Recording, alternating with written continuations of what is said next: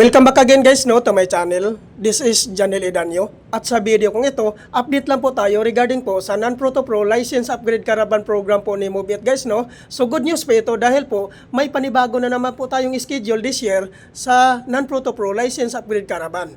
So kailan po ba ito gaganapin?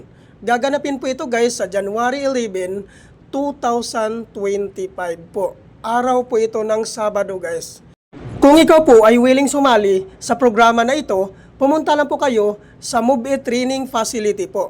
Saan po ito matatagpuan? Matatagpuan po ito guys sa Grab Warehouse Marikina po. Pumasok lang po kayo sa loob ng gate. So doon po matatagpuan ang Mobiet Training Facility po. So ano-ano po ba ang mga requirements?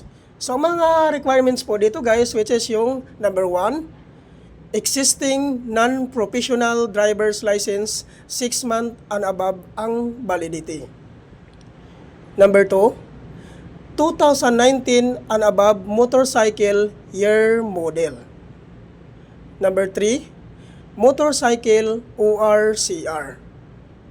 Number 4, NBI clearance. So sa mga NBI clearance naman po guys, pwede naman po to follow kung sakasakaling wala ka naman pong NBI clearance pa na available. Yung panglima naman po guys, which is 1,000 license down payment.